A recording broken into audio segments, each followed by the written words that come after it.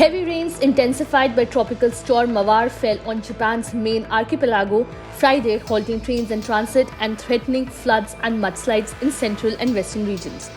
The authorities have advised over 1 million people to evacuate, though no injuries were reported yet. Video footage showed swollen rivers in residential areas in Wakayama city, including one where brown water rose as high as the bottom of a bridge over it. Warnings were issued in parts of the western and central Japan, with up to 25 centimeters of rain forecast through Saturday evening. In Tokyo, the few pedestrians on the rainy streets clutched umbrellas as winds blew tree branches around them. Afternoon classes were also cancelled at some schools in Tokyo.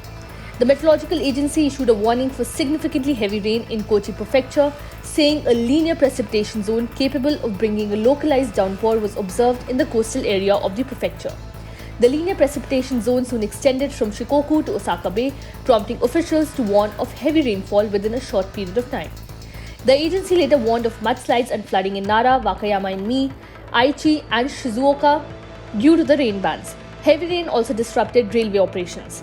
The Tokaido Shinkansen, which connects Shin Osaka and Tokyo, halted all services due to the rain. Meanwhile, the Sanyo Shinkansen, which connects Shin Osaka and Hakata in western Japan, resumed eastbound services. Many flights leaving and arriving at airports in Kyushu and Okinawa were also cancelled. Linear precipitation zones are bands of cumulonimbus clouds, which are rain-heavy, dense and towering that can move slowly or stop, unloading heavy rainfall in a concentrated area. They are typically 50 to 300 kilometers long and stay intact for several hours, causing a downpour in an area with a width of 20 to 50 kilometers, according to the agency.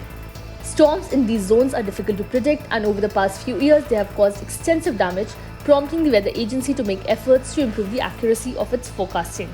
Similar weather patterns have caused flooding and landslides in the past, most notably in the summer of 2018 in Japan, when more than 200 people were killed in the western part.